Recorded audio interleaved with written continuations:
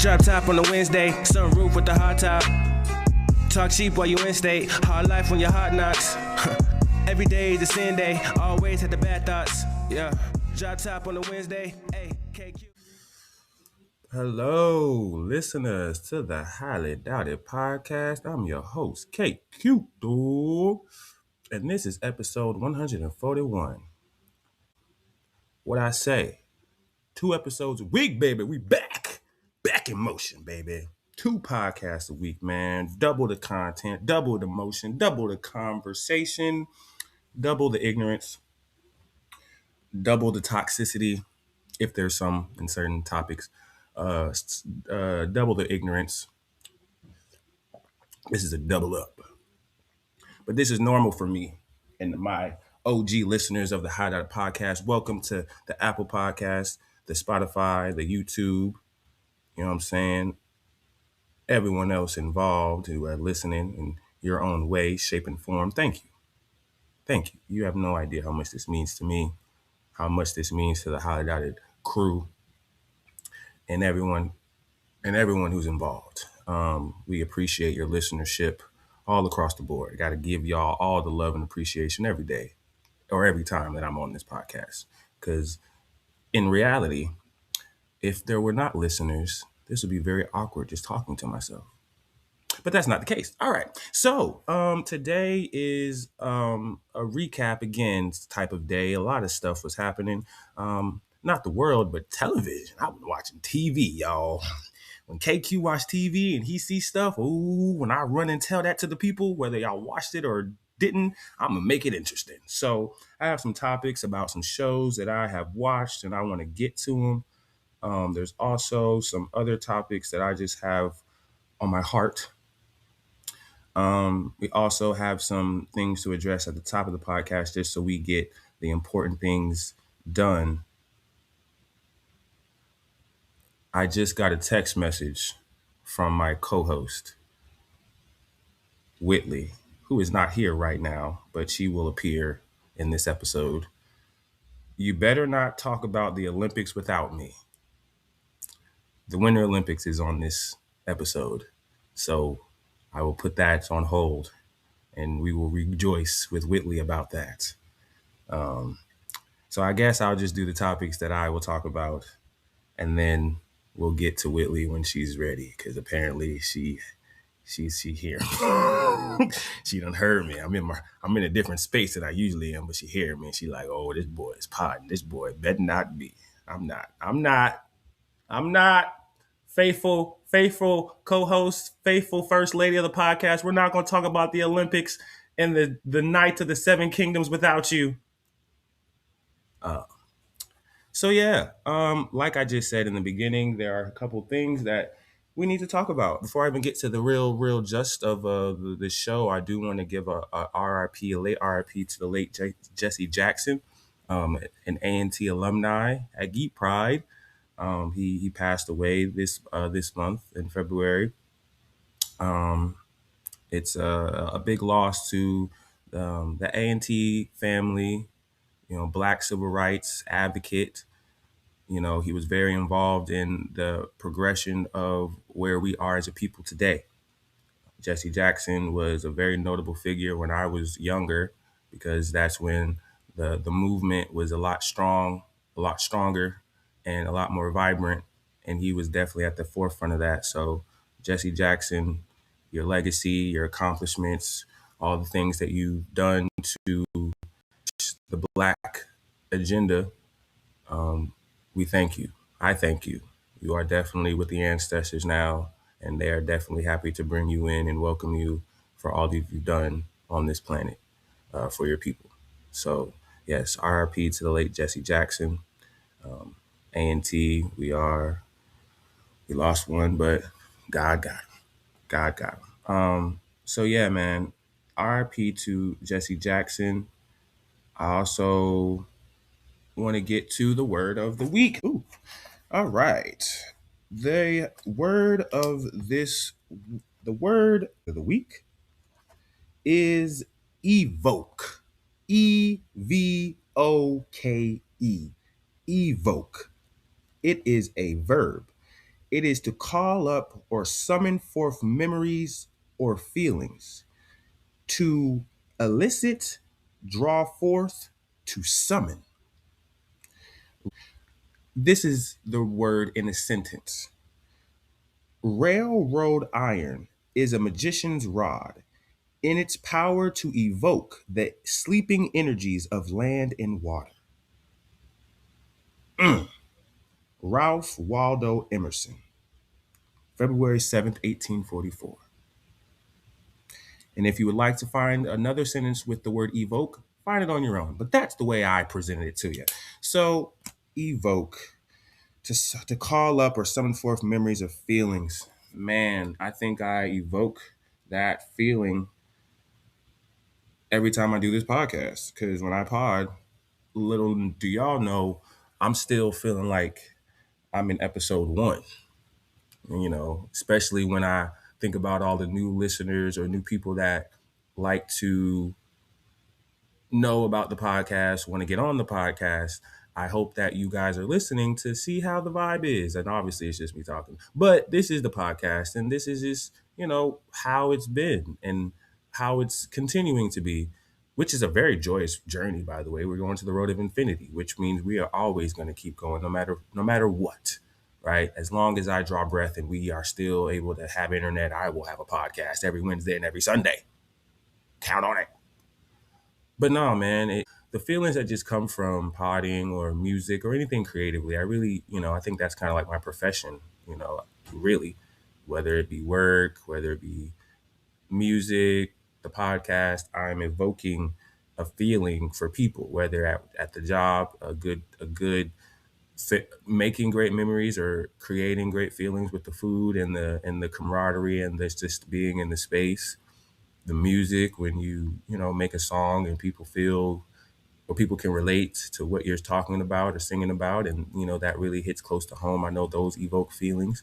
Also the podcast, in terms of just feeling like you're in the room with KQ talking that good talk, and just vibing, and that could also evoke feelings. So I just love that. That was a random shot too. Didn't even know that was gonna come. I just put my finger on it, and that was the word. So sometimes we just be in tune with the world.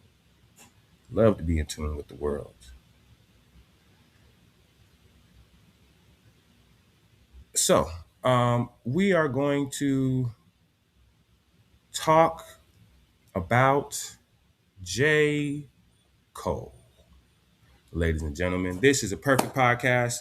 This is the perfect podcast because we have been on the road of J. Cole's rollout of the Fallout, and we have now, since the last podcast has dropped, realized that he will be having tour dates.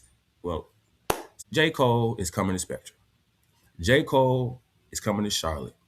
J. Cole listens to the High Data podcast. You can't tell me he doesn't.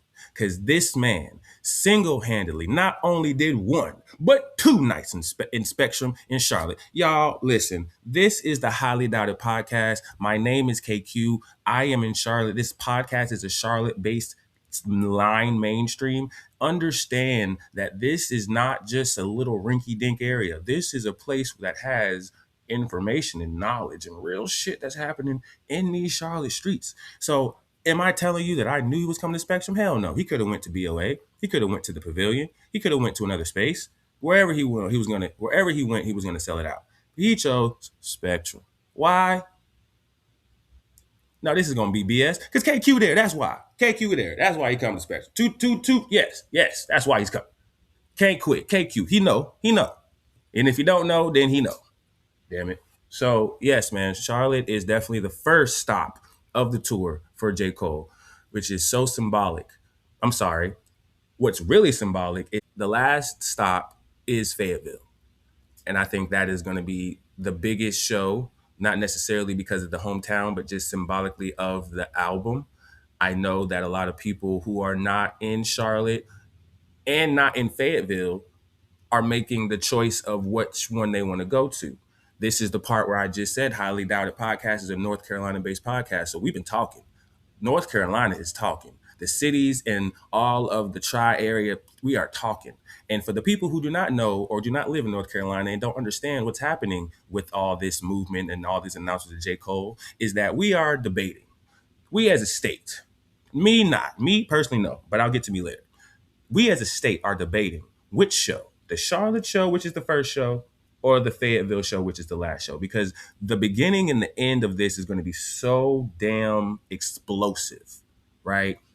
If you are in Charlotte, you damn well better get your tickets yesterday. This podcast dropped today, but you should have got your tickets yesterday or 2 days ago or pre-sale a week ago. So regular folk, y'all SOL if y'all ain't on this and you love J. Cole. You really don't love J. Cole if you ain't on top of it. So y'all might as well say sayonara to the Charlotte show. But in the same breath, a lot of people are saying we're not going to go to the Charlotte show who are outside of Charlotte.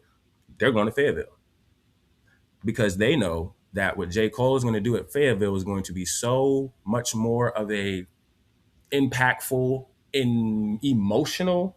You know, he could do the same set, same song, same steps, but just because it's Fayetteville, it's going to feel different. And I know that. And I don't live in Fayetteville, but I know people in Fayetteville who are in Fayetteville, envy. I can only wish, you know, because I know that's going to bring a whole thing of love and support and positivity. As we know, you can't always have one thing of too much of one thing. There will be other things that could possibly happen, but we're not going to wish those things. I just say that because of the reality that J. Cole paints for his city, to where it is love. It should be love wherever he goes, all places, Charlotte included, right? You know, J. Cole is very to himself. He definitely keeps his demeanor low, even though he's 6'5", but to where he just likes to be as regular as possible. So in this moment of him coming to Charlotte, he's going to perform because that's what any performer does, but it's just going to be like a Fantasia Anthony Hamilton situation. Like, the boy's home. Like, this is not J. Cole, the superstar here. This is J. Cole from Fayetteville, North Carolina, representing North Carolina to the world, coming home and just kicking it with us.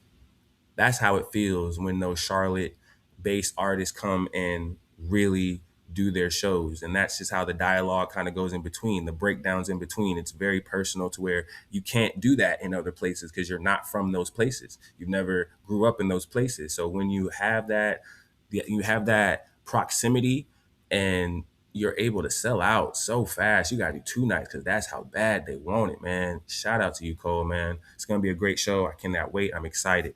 J. Cole will definitely be one of the ages concerts for me personally. I'm going to the show. I already got my tickets. All right, listen, when you work where you work, you got the benefits. Shout out to the people who know me and got the benefits. However, this will also be an emotional one for me because as many times I could have seen J. Cole via Dreamville, I chose not to. That's not, I'm going to get into that. Pop into other episodes if you can find them about why I do that. But a lot of J. Cole, I didn't see J. Cole if I had the chance. Didn't see Kendrick when I had the chance. Didn't see Drake. You know, I haven't seen my favorite artists when they were doing what they're doing with the albums that are classics now. But J. Cole, for this one to be, for all intents and purposes, this will be his last album tour run. You know, he's saying this is the last. So for him to, and I think the way the tour begins and ends shows that that it's real. So this will definitely be something you don't want to miss. And I'm blessed that I was able to get this opportunity to see him in this way. I think it will be not just the album, The Fall Off, but it'll be everything. Everything. I don't even think Cole has an opener. I don't even think he has an opener. I think once it goes, it's going down, right? And I think he has more than enough catalog to where he doesn't need an opener. He can sit there and go through all of his music from A to Z, and I feel like that's how the vibe is going to be. If you're asking me personally, the vibe is going to be the warm up. He might not go as far back as the warm up, but if it's the warm up to the fall off in an hour and some change, oh, that's going to be an emotional ride. I might shed tears. I mean, I'm getting emotional thinking about it. If you're listening and you're visualizing it, I feel like there's going to be a lot of emotion from himself. You know what I'm saying? I think that will be one of the greatest artists to ever grace a Charlotte stage, because of the legacy he's laid down in hip hop and how he's ending it gracefully. Very wonderful, especially just out of the booth situations. I don't want to get all into the drama, but I mean, as far as J.Cole goes with his career and how it went from novice to up and coming to superstar to GOAT to, all those other levels you want to put him at. I, he's one of the few artists where out of the booth situations never really hit public spaces. And I think that is one of the reasons why he is loved so much, because we can just love you for the music, right? The person that you are is for you. And you make sure that is known by not having a social media, by not posting your family every time you would go outside, by wearing a hoodie when it's cold or it's hot outside. I get it. And I think a lot of people love that about you, Cole, that when you do pop your shit and you do start, getting into I am that man, I'm that nigga, we will say, yes, he is. And I just love being on that time. Aside from all the beef and all the other stuff, I don't want to get into all of that, but I do believe that it would have been, in hindsight's 2020, and I will have to smack myself in the face on this. It was better that he did not engage, and he did well. I'm better that he did not engage, and he continued to what he was doing. And if anything, you would say, if you are just looking at it from different angles, it was a good move for your piece, but it also was a great rollout for the fall off. I think the way that, at least for me personally, the imagery of how you look with this album and this rollout and how everything transpired over the last 2 years, it looks like it looks like you put on a cowboy hat, you're on your horse, and you just riding to the sunset to just normalcy, seclusion, right? On some Erykah Badu shit. This nigga J.Cole is the hip hop Erykah Badu. Okay. Okay, that man is nice. Don't ever think he not nice, but that man do not care about nothing. And he is gonna tell you he don't care about nothing, right? But he fly. And he's flying his own way. And everybody know that if he wanted to turn up, he could turn up at any time. But he chooses to be him. And I think that's the silent power that a lot of people admire. I admire. I like to emulate in my own self. So that's just where I feel about Cole, man. Excited to see him come through. Excited to see the journey from the beginning to the end. And I was able to live in this state and live in this area where it was real. Well, it was real. It was real. It was real. Just like other artists who are out here making a name for themselves, representing their area. Not necessarily the city, but the state, right? We always want to say the state is the hometown, the home team, wherever you are. But the city, of course, is definitely the house. That's the house. But the home is definitely the state, you know what I'm saying? Because of just how we just look at you as ours, because we represent the same state. So yeah, man. Love that pride. We are moving on. This will kind of be a North Carolina-esque type of time. Shout out to Michael Jordan's NASCAR team for winning Daytona. Yeah. You know what I'm saying? Love when, you bring back some hardware back to the good old state of North Kakalaki. You know what I'm saying? Like I just said before, this is a North Carolina bound podcast now. We originally started in California, yes. And, love was there and love was appreciated. But now we are back in good old Charlotte. And man, hey, I just got to show love to the home team, the hometown, all across the board. The Hornets as well. We'll get to them. I don't want to bleed over stuff. But Michael Jordan's team, NASCAR team, I want to say Bubba won. Was it Bubba? Hold on, let me see. Who won Daytona? Tyler Riddick. Shout out to Tyler Riddick, who represents Toyota, but that is also Jordan. So yeah, Jordan is now a Daytona 500 champion. Tyler Riddick is also a Daytona 500 champion. So yeah, man, shout out to Michael, man. Shout out to a win. Shout out to, you know, showing up, showing up on the track. Shout out to Michael. Shout out to Tyler. Daytona 500. Salute. All right, we are moving on from that. Um, we will take a steady break and see if Whitley is ready because the next couple of topics is entertainment TV shows. And I know that Whitley would be very upset if I did not talk about this with her. So we will have a little commercial music break and I will come back with Whitley and we will get the rest of this episode popping. Hold tight. All right. Wait for you tonight. I will wait for you tonight. I will wait for you tonight. I will wait for you tonight. You know, a commercial break is supposed to be like a minute 20 seconds, not a couple fucking days. Days. So long that I missed the Sunday podcast that I promised you guys, and I'm sorry. I it's Whitley's fault. Blame Whitley because Whitley said that she was going to come after I said I was going to come past the commercial break, and Whitley's going to be here, and Whitley's not here, and days went by, and no podcast. So I blow up Whitley's Instagram and blame her. Damn her again. But I am back from the commercial break with a special guest, special voice on the podcast. I didn't come empty-handed. I have good old brother Devin from Spectrum. Y'all know Devin from Spectrum. I was talking shit about him a couple episodes ago. And he's here to give us the second half of this 141 episode. Usually, man, when I have new voices on, especially when they have things going on, you have your own episode, your own platform, your own little thing. But that's not this. Thank you for being here, for being a special voice, Of course, man. and just giving us the thoughts that you have for the rest of these topics. But before we get to the new topics, who are you, Devin? Talk to the people. Who are you? I am Devin. I am the host of the Canceled podcast. Um, I recently just got into the podcast game back in July.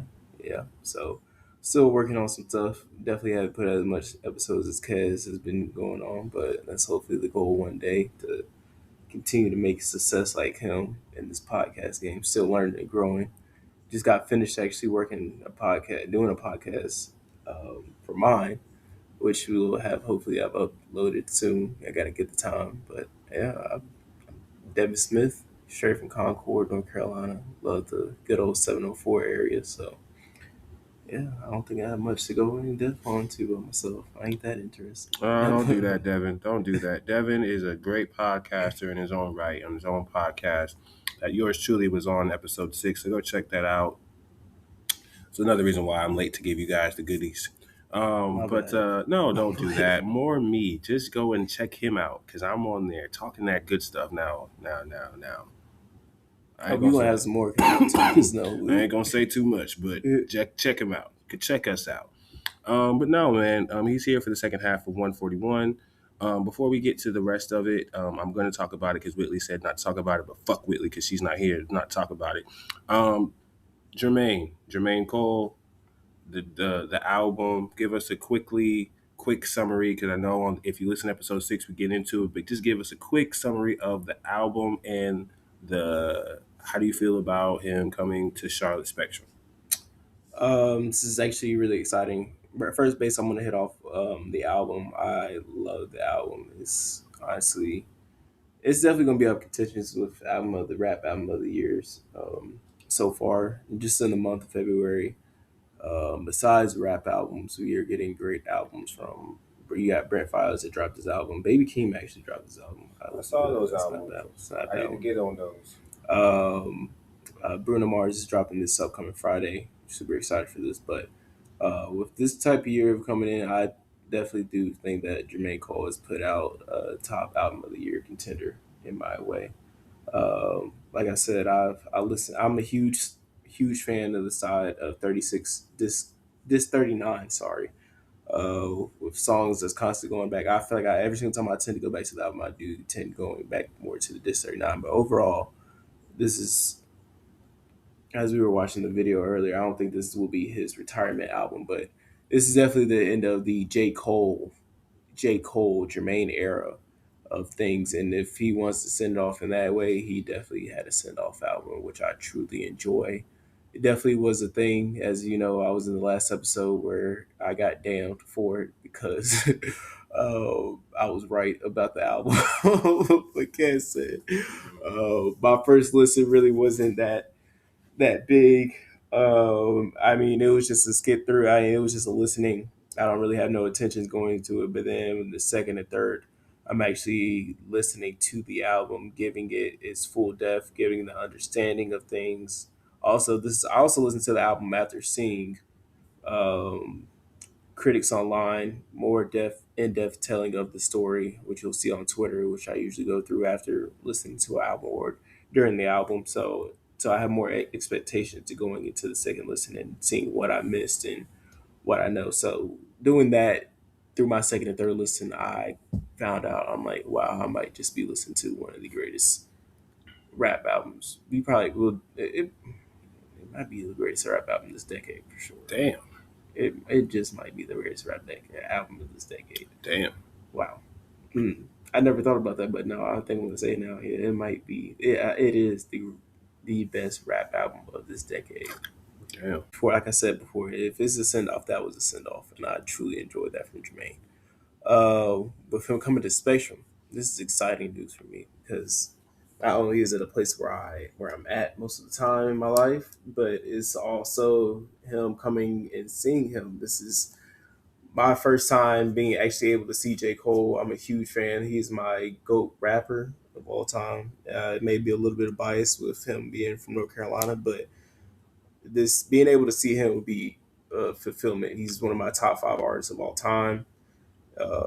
He's actually going to be my last artist because I've seen all the big three now. I've seen Drake, Kendrick, and I've seen J. Cole. So this got some high expectations. I'm not going to lie. I seen Drake. Drake probably put on one of the greatest shows that I've probably ever witnessed. I saw him back to back days. You also have Kendrick, who had a decent concert with SZA. I can't really relate to that because I feel like that was also a SZA concert as well. Drake had 21 Savage, but I can't really put into depth because it was still a Drake concert. He still gave that atmosphere of him off coming. It was a combination album with Her Loss. Mhm. So it was kind of their tour, but it was still mainly headlined by Drake. But this one I'm really intrigued because, like you said, there's no openers for this one. You don't have any yet. But I highly knowing Jermaine, if he's coming to North Carolina, he most likely won't have no openings. He's going to give it his all for his home state for sure. So I'm excited for that. Like I said, I'm a huge fan of it. So this is one of my most anticipated concerts coming. It's up there. I got Bruno Mars coming, but it's definitely something I'm excited for sure. It's my GOAT rapper. So yeah, I am anticipated for it. Yeah, I am excited for it. Yeah, my GOAT. I get to see my GOAT. I seen him at the Hornets game, but I did see him rap. So this is the real thing. So just to see him in person and before, but actually see him rap and go over the songs that put in depth into me, it would definitely be an exciting time to see. Yeah. No, man, that's beautiful. I feel the same way. I think I spoke to it also in my in depth in the first half of this episode. So no, man, I definitely feel that the video that you spoke to of him explaining the era of J. Cole, the ending of Jermaine Cole, and what that is. I guess the up in the air question is like, what's next? I think I'm just excited to see what's next because, like I said in previous episodes, that this is not the end.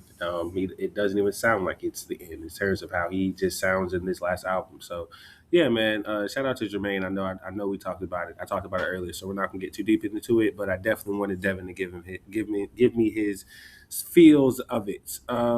So yeah, man, let's get into the television. I know I said that's where I came. That's what we're here. That's what we came for. It's the television. Devin doesn't. Well, let's get to what Devin does watch. Winter Olympics. Yes. How did you feel about the Winter Olympics? What was your take on America, and how do we do, in your opinion? I've been watching the Winter Olympics, and I remember watching it back in 2010. I was maybe what 8, 9. I was 8 years old. This is probably the first time I ever watched hockey. I got into it. There were some dying points into the Winter Olympics, and I'm like, I'm trying to figure out why I'm not really intrigued into it.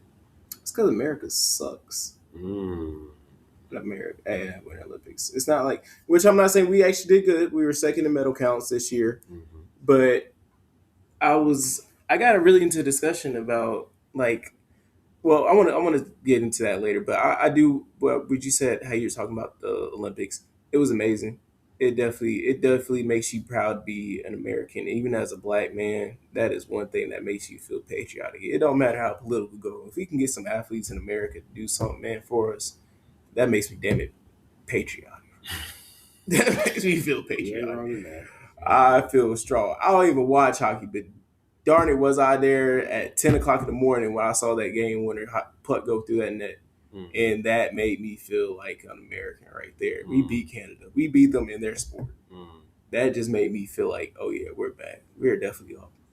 Granted, the Winter Olympics, we like I said, we still don't dominate. It's not our thing. But for us to come second, I'm very surprised. I think I learned that we weren't the best at the Olympics back in 2018. I don't know where we placed that, but we did terrible. I do remember that. United States, I kind of remember them getting backlash saying like, "Oh, we were awful. We were god awful." Mm.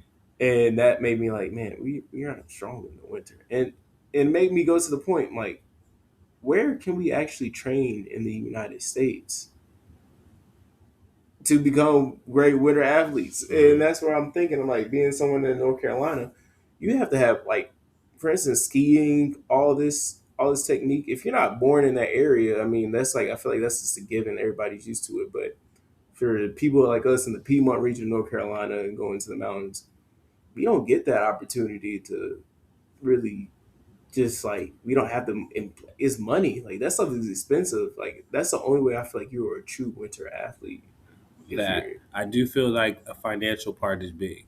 I It's also feel huge. that there are states in our country that do cater to those things. Utah, Utah. That's where actually where the Denver, next Winter Olympics are going to be at. So, Connecticut, those places where we don't need to go, hmm because why are we going there? It's nothing but a bunch of cold tundra area where that's where you do your thing. So hmm I was also surprised at certain places of where they're from. Like, I don't want to get all into the details with athletes, but we heard some names from Virginia, heard some people from California, but not even saying that as awkward because we do get snow in California up in Big Bear. So we do have winter mountains and snow in California if you go high enough. So there are places in the United States that I wouldn't say mirror the same thing as European slopes and European courses. I don't think. I think we pale in comparison to European slopes and courses when it comes to how they do their thing. And European Olympics is a majority European based thing, like yeah, sports wise. Outside from the ice, the skiing, and the hockey. I mean, hockey even it's that's not even American, American. but there are things that we are visitors to. The speed skating was definitely something that I was glued to. I was Oh like, yeah, speed skating's different. I Um, definitely do. I feel like we lost those people too. I remember Apollo Antiona. I don't know if you know that name or not. He mm. was big. I was big into it back in 2010. Sean White, Oh big yeah, name. You all know and big see, names. here's the We crazy lost thing. them. We did, but see, here's where I was interested because I saw the snowboarding events too. Shaun White influenced a generation, maybe not of American snowboarders, but Japanese snowboarders. That's why Mm, Japan was dominating the way they were, and there were pictures of Shaun White with the future champions and past champions of the snowboarders who are Japanese. So mhm. like you can't really dictate who gravitates to the legacy, but at the same time, I mean, Shaun White's proud. I mean, he's a proud American snowboarder, but he's proud of these Japanese boys turning up and winning these medals because they're the ones who were inspired by him. So, I mean, I think when you know those type of narratives, it kind of makes it past the patriotism. It would be great to have an American snowboarder, turn up and dominate. But I guess snowboarding wasn't that sport. There was some freestyle skiing. That was American. That's American. Now That's pure. that's a pure, That's pure. that's a pure American Eagle adrenaline right there, boy. That is some good old American adrenaline. But no, man, I mean, there are sports that I learned that are Olympic sports. Skeleton is a sport. Did not know that. I mean, I know bobsledding is a sport. I didn't know there was a single bobsledding. There are certain ones that I'm not getting credence to. I'm talking shit. Here we go. I'm talking shit to the long jump ski divers, the ones who do this. Yes. That's not athletic. I don't care. That's a rich sport. It is a rich sport. Fight me. It's not a sport. Curling, not a sport. Rich. I'm not doing this. I'm not playing with you guys. Okay. You're not gonna tell me that you guys trained for 4 years to get your asses to get out of the way. No, that's not it. No, we're not doing that. I give bowlers more credit than that. So, yeah, there was some oohs, there was some ahs. The ice skating, the singles and the pairs, very beautiful. A lot of falls. Gentlemen, ladies, y'all was falling a lot of falling. But I am not the one to tell you how to be better because I couldn't do that. I couldn't even. Can't escape. I can't even. I can't move on skates on dry So ground. God forbid me trying to jump and twirl 4 times in a row and try to land with my leg out doing a little. Can't do that. So I'm gonna just let you have it. But there was a lot of falls. I just wish y'all didn't fall as much. That was upsetting to see for all countries. There were beautiful choreography sets, and they were ruined because you fell on your buttocks. Um, oh man, I mean, we can do this all day with Winter Olympics because there's so many sports and so many things that happen. One of them, if you ever heard of Devin, is actually called I'm gonna get it wrong. I'm sorry if I butcher it. Biathlon. Mm-hmm. Where they ski and they have the gun Right, and yeah. they do that. That is ridiculous. That is ridiculous. That I don't. I don't think I can handle that. It's not That's even. a rich sport as well. But see, now here's where it gets spooky, Devin. I see that it's a rich sport, but I did research on this particular sport, and apparently it comes from Scandinavia, and it is partially a military sport. Mm-hmm. Hence the gun. Yes. And I thought about it, and I was like, first of all, there's two thoughts came to mind. Number one, these women. Are you trying to tell me that these women are the most dangerous women in the world because they're able to shoot this pin-sized ball a couple yards away in the snow and all because they're fatigued and like are you trying to tell me that in their respective countries these women are not to be fucked with? Is that what you're telling me? That's very much so true. That's number 'Cause, one. you know, like the cold. One, you're dealing with the cold, Yes. and then you're also dealing with the possibility. It's snow out there, Mhm.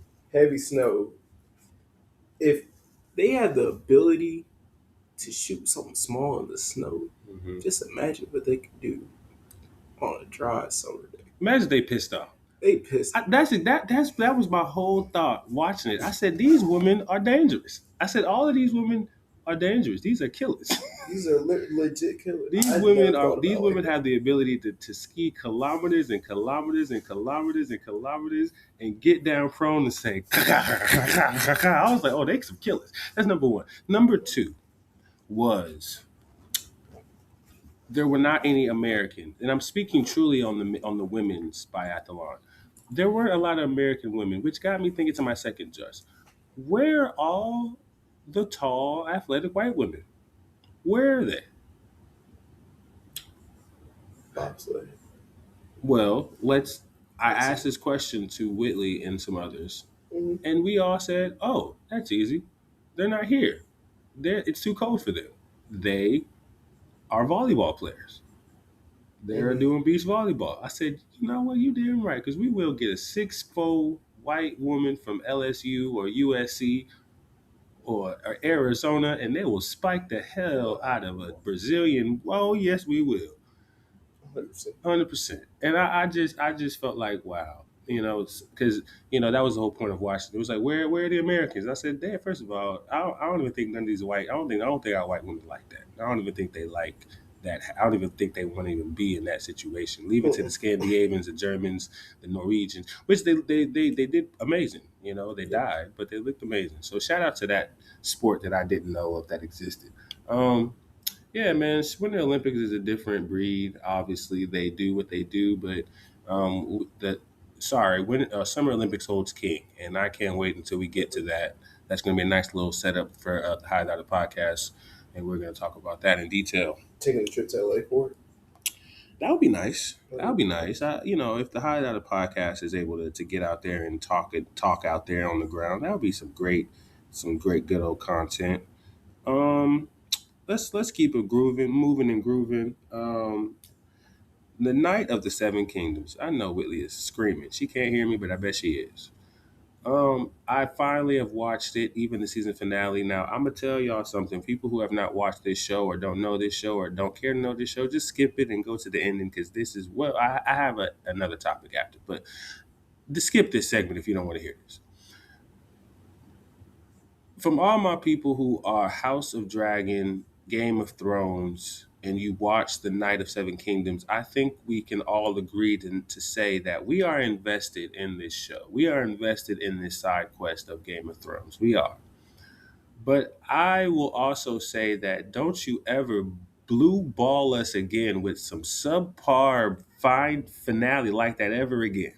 Don't you waste our time giving us the whole week of waiting what the season finale is going to be and give us that dry excuse of a finale. You could have gave us that with the rest of the package and kept it moving, and we could have waited for season 2. Don't piss me off like that again. Piss me off like that one more time. Shit.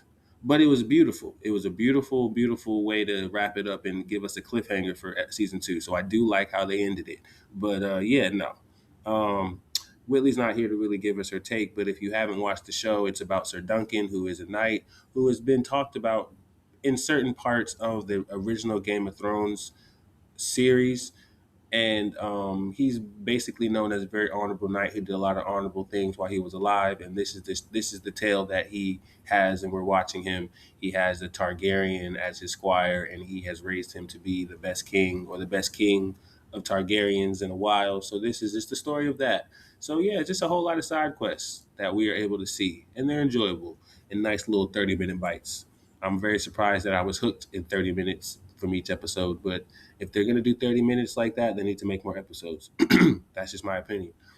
Yeah, man, I think that it definitely plays into the not the House of Dragon, Game of Thrones. If there's some more happening, this is a Game of Thrones podcast, House of Dragons podcast, where we get into the shit. So we'll probably do an in-depth, deep by deep episode if Whitley comes back, but we'll see. By the time she comes back, season 2 might be over. Who knows? But yeah, man, that's my thing on Knights of the Seven Kingdoms. We love a good Targaryen, especially when they're nice and innocent and not spoiled by the wolves of the realm. All right, last topic, and then we can get up out of here. And Devin is still here, and I think he can probably attest to this because he was talking about it a little bit on his podcast. Go check him out on the Cancel Podcast on Spotify and Apple Podcasts and all that good stuff. Podcast game. This is episode 141. I think a lot of things have happened in between. I think this has been the most, aside from me saying that we've been active, the most shiesty year that I've had, to where it's like, man, come on. You got a lot of people wanting to get on the podcast. I know a lot of people are listening are going to be a little bit upset that Devin got on this podcast for them. I'm sorry. Sometimes life is just happening to where spontaneous things happen, man. And, now that you hear Devin on the podcast, the floodgates are open.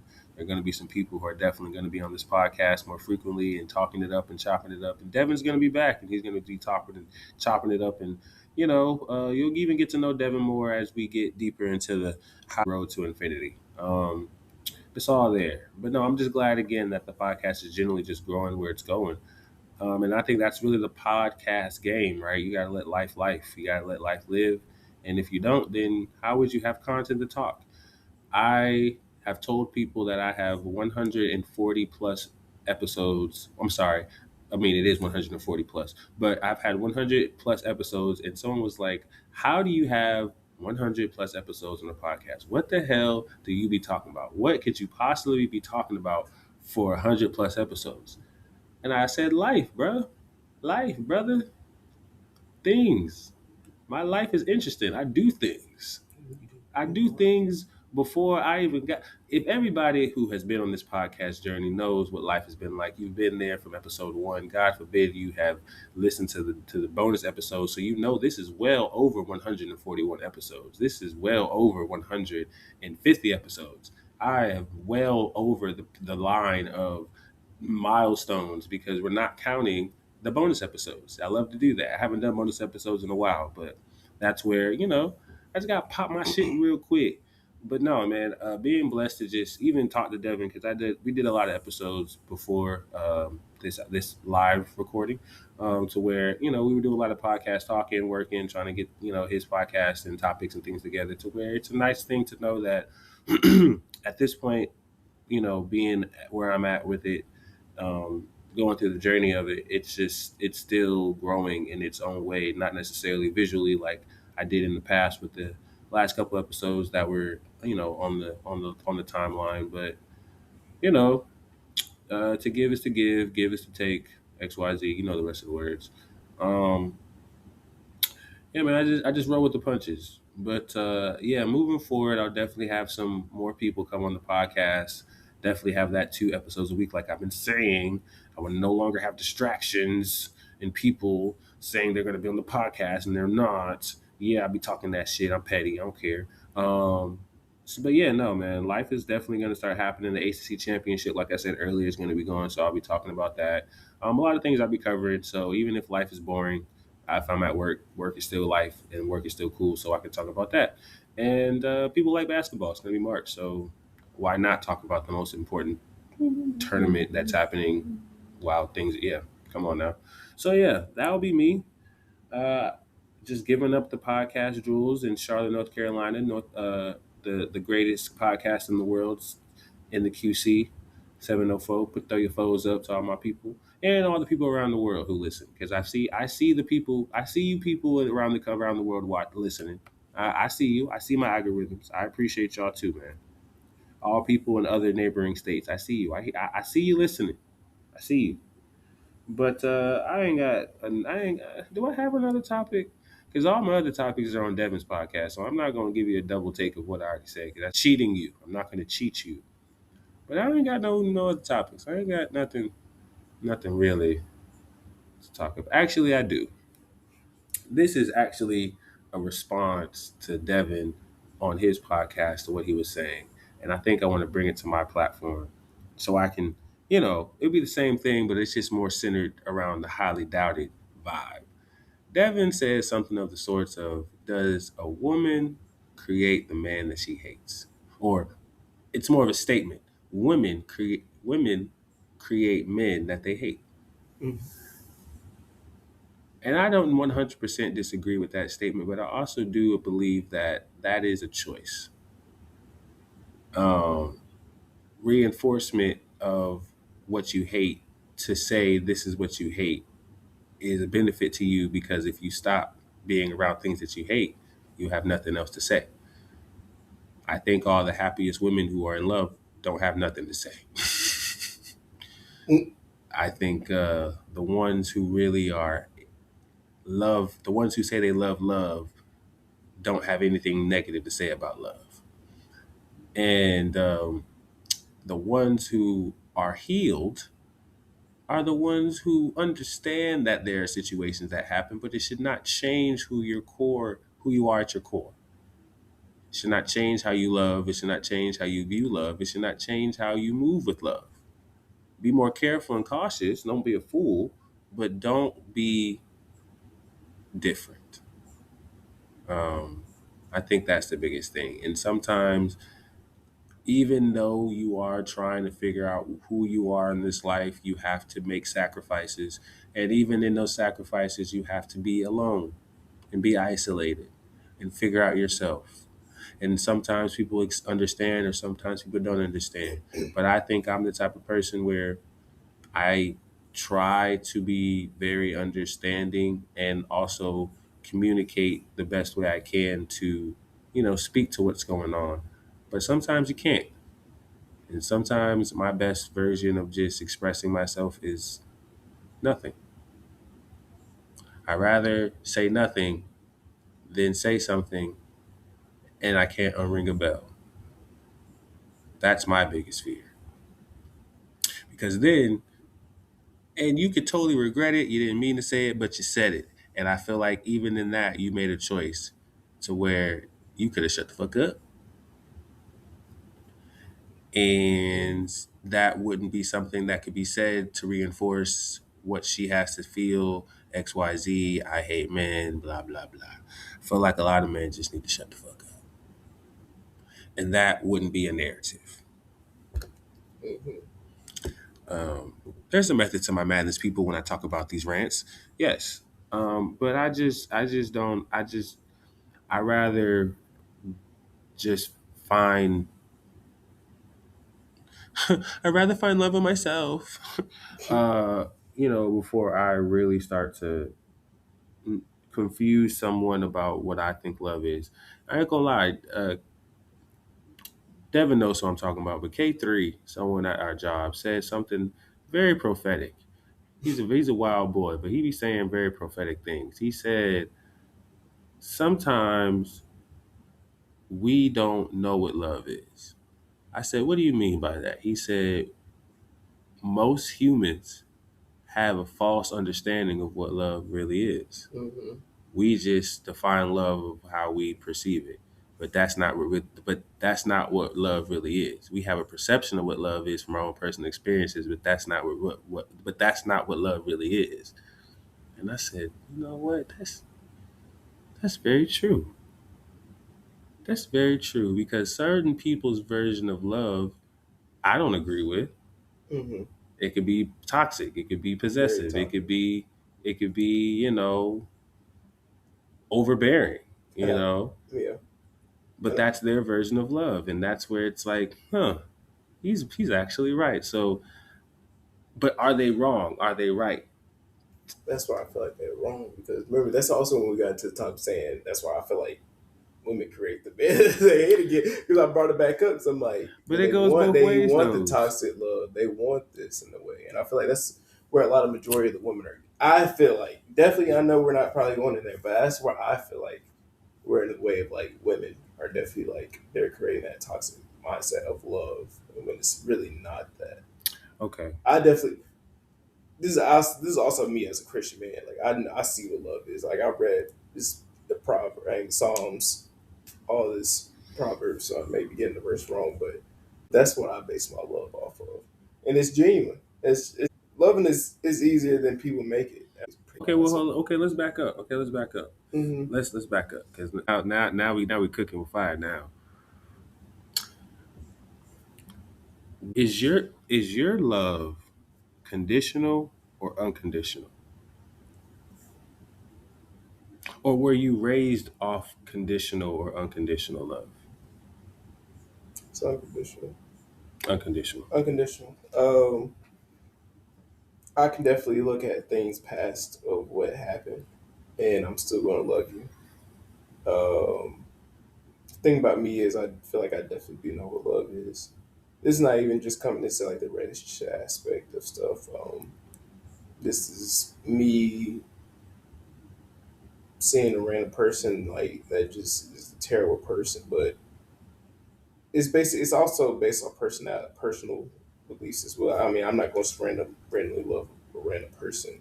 I can have a conversation with you for like three hours or 30 minutes, learn who you are within those minutes, and I can say, oh, I have love. It's a respect thing. Right. I get It's a you. respect thing. I get that. I can understand that. And I think that, but it's love is deep. It's really deep. You got to. I'm gonna tell you, you got to have 30 minutes. If you got a 30-minute conversation, you got to be a deep conversation with me. So that's where I'm saying like I can have love and what I learned from you in that aspect. So it's definitely unconditional in a way. For instance, I got my my previous relationship, nothing. We broke up, all this.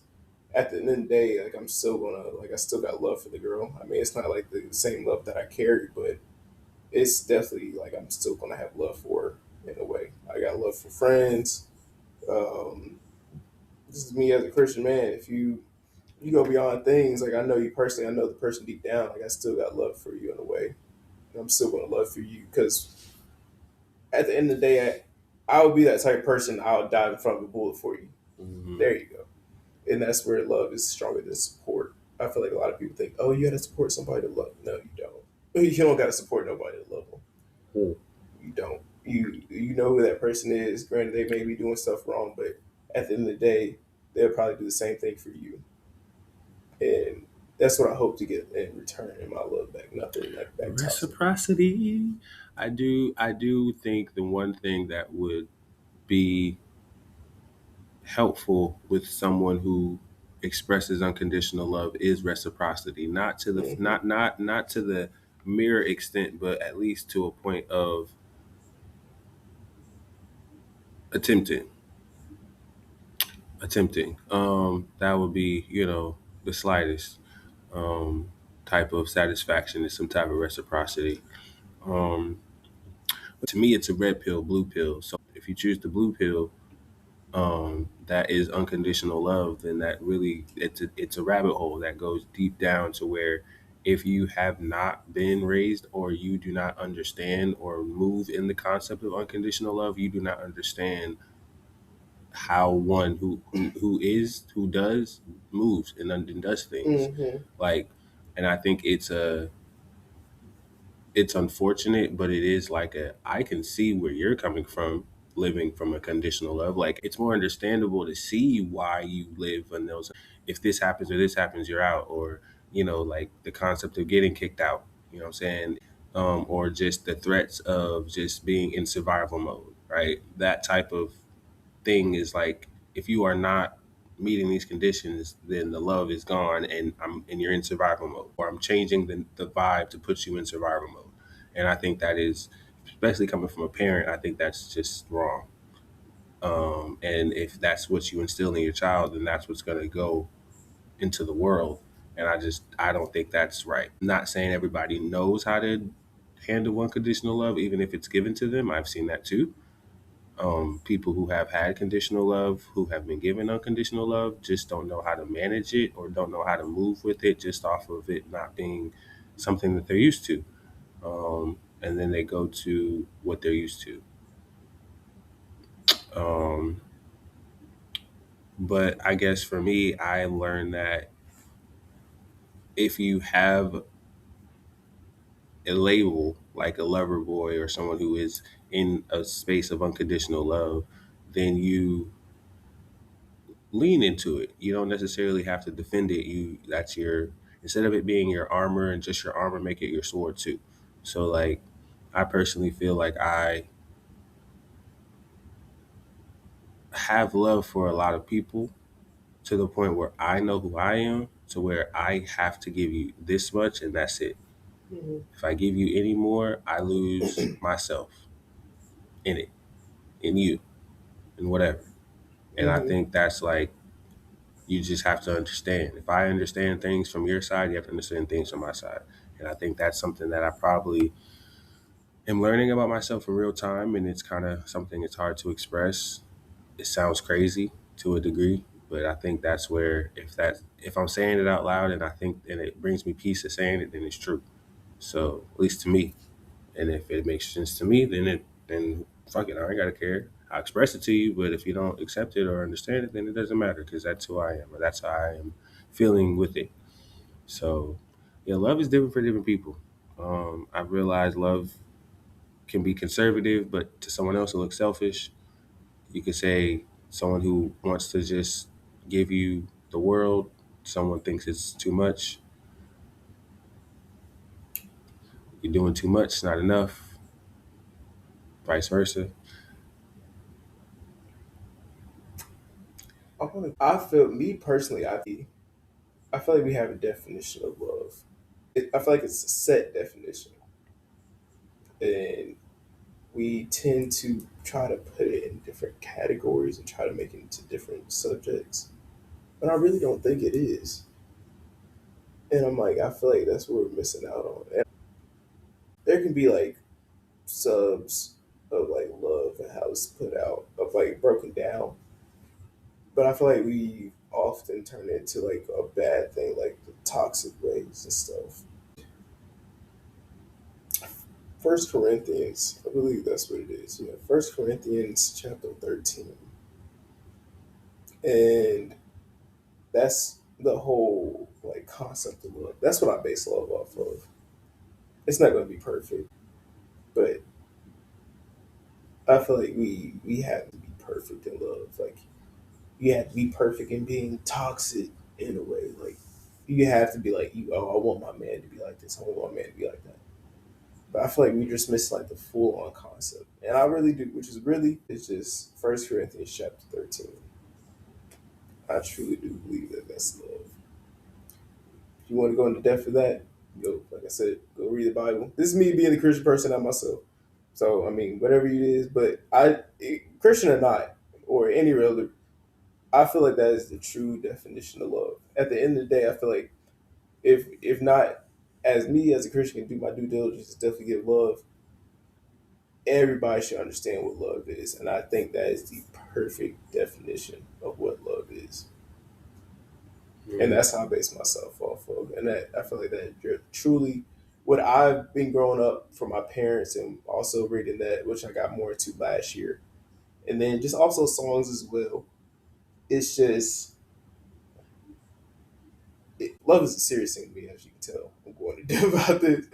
I take this thing real. Is that is something that I feel like I base myself off of. And I don't want to try to be like the ruler, but I do. There's no other version of love. I feel like besides that, like, because everything that's in that definition, it brings up the tough love. It brings up. It doesn't bring it. I can tell you, it doesn't bring up toxic. It don't bring up nothing like that. That's not. If you want to say you're going to have toxic, toxic is something that can kill you. That at the end of the day, if it's going to kill something, that means it's gone. So it's not real. So. You know, when it comes to love, we could talk about this for hours. And the thing is, there are different segues that I talk about throughout this podcast about it in scenarios, articles, different types of deep depth, not dark, but deep depth conversations that, at the end of the day kind of stems to that. And, that's kind of what it's about. I do love this conversation, but we're getting to that hour plus mark where I also got to wrap it up, get it up to, make sure that you come back on this podcast, Devin, because you obviously have a lot of takes when it comes to love concepts. I could definitely bring you in when we start having some concepts and we talk about relationships with celebrities because we do that bullshit. But no, real talk. This is definitely gonna be the ending of 141. I appreciate you for coming on. We're definitely gonna have to get you back on here again, talk about love and talk about how these women ain't. Let me stop. If only Daryl was here. But no, man. Devin, I appreciate you coming on, man. Is there any last minute things you want to share to the people, give to the people to connect with you, find out who you are, etc. All that. Like I said, I'm going through my Instagram. So, like I said again, Devin Smith. Podcast can be found on Spotify, Apple Podcasts, YouTube. I'm doing most of my stuff on Substacks as well, so I'm on there. But I hopefully plan to be on Riverside in a few. Canceled podcast. I do have a Twitter actually, so it's canceledpod _ on Instagram, and on X, formerly known as Twitter, it is good old regular canceled pod.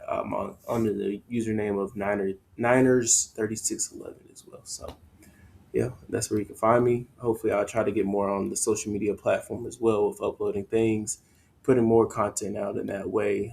That's the main goal. Like I said, me and Kez both work the same job. We both get tired. We also try to have a daily life. So, but I'm tired. I want to get my rest. But I definitely, hopefully this can be something that can push through. Today was very motivated for me, just off my podcast episode that me and Kez did. I hope to grow from this. So I appreciate you for letting me even join your episode today and finishing this episode out. So, no doubt, man. It's always, man. Devin is just another voice to add to the High Dotted family, another voice to add to the Highly Dotted road to infinity. And he's gonna be back. He's gonna be back. I'll be on his podcast too, man. We getting crossovers, man. The High Dotted podcast doing crossovers with other podcasts, man. Hey, I told you, man. We still growing, y'all. I told y'all. big time. Hey, yeah. But hey, man, I appreciate y'all again for listening today, tonight, whenever you're listening. Again, this is episode 141, and I'm your host, KQ Dog, and we out. Your hard knocks. Every day is the same day. Always have the bad thoughts. Drop top on a Wednesday. Hey, KQ on a Wednesday.